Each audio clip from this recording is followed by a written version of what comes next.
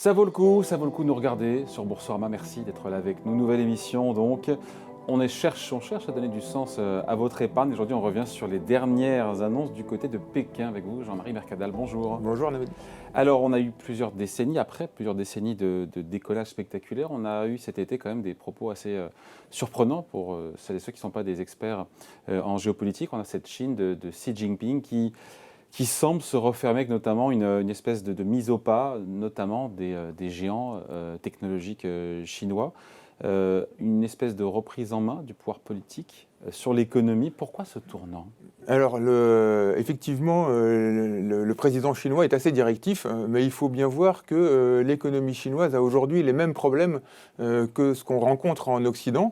Il y en a, le principal, c'est le manque de la natalité, le vieillissement de la population, donc il faut stimuler la natalité. Deuxièmement, il y a un problème sociétal aussi en Chine avec un écart très important entre les riches et les plus pauvres. On voit bien aussi qu'en France, c'est des sujets qui commencent à émerger, avec tous les débats autour du fait que la crise a enrichi les riches au détriment des plus pauvres. La Chine a aussi un problème écologique, et donc le pays s'engage vers une économie décarbonée à horizon 2060. Et puis aussi, la Chine essaye d'une certaine façon de limiter le pouvoir de leurs GAFA, de leur grande valeur technologique. Et on voit bien que ça a été aussi un des sujets dans la campagne électorale aux États-Unis sur le fait que les GAFAM aux États-Unis ont beaucoup de pouvoir et on essaye de les taxer, de les réguler. Donc en fait, la Chine a exactement le même problème qu'on a nous en Occident. Ils traitent ces problèmes-là de manière plus musclée, quoi. C'est un euphémisme. Ça, c'est clair que c'est un système politique différent. Effectivement, c'est un euphémisme. Le président Xi Jinping marque une rupture par rapport au précédent président qui était plutôt dans la logique de laisser la population s'enrichir et l'économie croître. Et là, on voit bien qu'il y a une reprise en main autour des sujets que je viens d'évoquer, mais qui sont des sujets qu'on aura, nous aussi, à traiter dans nos pays occidentaux, aux États-Unis ou en Europe. Mais effectivement, c'est un sujet sur ce côté directif de la Chine. On voit bien que ça a des impacts très importants sur les marchés chez nous aussi. On a vu cet été, quand la Chine a commencé à expliquer qu'il était de bon ton que les riches, on va dire, ne soient pas trop ostentatoires dans leur combat de consommation. Ont trinqué dans la foulée, notamment les valeurs françaises. Et ça peut avoir des impacts sur plein de sujets, sur nos marchés occidentaux, parce qu'effectivement, la Chine, c'est la deuxième économie du monde, et c'est un marché très important pour beaucoup d'entreprises occidentales et françaises. Avant de reparler de l'impact sur les marchés, Jean-Marie Mercadal, quand Xi Jinping nous dit vouloir réduire les inégalités, encore une fois sur le fond, on est confronté nous aussi au même défi en Europe. Mais est-ce que c'est vraiment ça le vrai dessein du parti, Xi Jinping, ou est-ce que ce n'est pas une façon de détourner, de faire accepter une politique, encore une fois, de raidissement, de durcissement, au nom effectivement de causes climatiques et d'inégalités qui sont compréhensibles pour le coup? Ça, c'est possible, je ne sais pas. Maintenant, il est évident que pour la cohésion d'une société, il faut qu'il n'y ait pas trop d'écart entre justement ceux qui se sont enrichis avec la bourse et la hausse de l'immobilier. C'est vrai aussi en Chine, l'immobilier est très très cher. Et donc pour un primo-accédant, c'est comme à Paris, un jeune qui veut s'installer à Shanghai ou à Pékin ou à Shenzhen, l'immobilier est trop cher. Et donc du coup, si l'immobilier est trop cher, du coup, il ne peut pas non plus fonder une famille avec beaucoup d'enfants, parce que ce n'est pas possible. Donc on voit bien qu'il y a des vrais sujets qui sont des sujets très importants pour maintenir une cohésion d'une société. Les sujets, on aura à les traiter nous en France. De toute façon, on sera dans les élections présidentielles bientôt. C'est un sujet qui va arriver sur la table très rapidement. On l'a déjà vu avec les Gilets jaunes. Alors après, est-ce qu'il y a un but plus lointain, plus idéologique, plus politique, et sans qu'il soit lointain d'ailleurs. Oui, effectivement. Mais ça, je ne sais pas. Je sais pas. Bon, la réalité en tout cas, c'est que Pékin affirme vouloir une économie plus décarbonée, plus propre pour, je crois que c'est 2060. 2060, oui, totalement décarbonée. Mais en même temps, quand on le voit sur les images, quand on voit le niveau de pollution, alors c'est pour ça. Mégalopole, on dit qu'effectivement ils n'ont pas le choix. Mais est-ce que la Chine peut croître tout aussi vite, tout en décarbonant son économie? Ou est-ce qu'il va falloir atterrir aussi en termes de croissance sur des sentiers et des niveaux moins rapides? Ça, c'est une vraie question. C'est toute la question qu'on aura aussi à traiter chez nous, hein, parce que jusqu'à présent, les 30 dernières années en Chine se sont fondées sur une industrialisation énorme et une économie Quand on voit très carbonée. le brouillard qu'ils ont en plein milieu de la journée. Ils sont arrivés à un tel point que de toute façon, s'ils ne le font pas, c'est la population qui commence à gronder sérieusement. Donc de toute façon, il y a un cercle vertueux objectif. Et alors, c'est vrai que dans certaines cités en Chine, aujourd'hui, on est obligé d'acheter que des voitures électriques. Mais d'un autre côté, il va falloir produire de l'électricité, donc enlever du charbon. Donc là, ils sont en train de construire un peu plus de 50 centrales nucléaires. Est-ce que économique et largement en termes d'énergie alimentée par du charbon, hein, des centrales à aujourd'hui, charbon. oui. C'est la réalité, ça. Mais ça, c'est en train de décroître très fortement.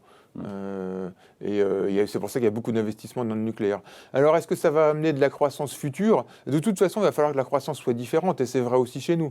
La croissance va être décarbonée, donc il va falloir investir dans des énergies de stockage de l'électricité, stockage de CO2 aussi. Dans du stockage de CO2, captation de CO2. Dans des nouvelles formes de consommation.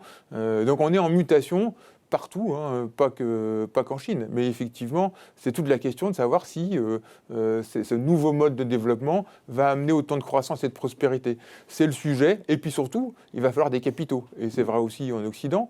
Jusqu'à présent, ces capitaux sont largement financés par les États et les banques centrales. Donc aujourd'hui, on est dans une situation où il y a des dettes partout, y compris en Chine, dettes privées et dettes publiques. Alors la seule différence par rapport à l'Occident, c'est que les dettes chinoises sont aujourd'hui principalement détenues par les Chinois.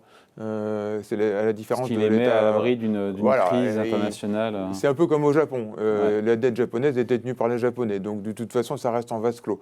Ça reste en famille, si on peut dire. Est-ce que nous, notre dette française, elle est quand même détenue pour une bonne part par les investisseurs internationaux et la Banque Centrale Européenne, qui n'est pas tout à fait française. Donc c'est la différence. Mais sinon, c'est les mêmes problèmes. Hein. Sur cette fermeture de l'économie, comme fermeture économique, technologique, nationalisation de l'éducation, est-ce que ça ne porte pas les ferments ou les germes, cette fermeture, encore une fois, de l'économie chinoise, à peut-être une espèce de départ des cerveaux, une fuite des cerveaux, des talents qui pourraient pénaliser aussi à l'étranger, fuite à l'étranger, et donc pénaliser la Chine, la croissance chinoise et l'économie chinoise? C'est effectivement une question. Les écueils, ça, hein.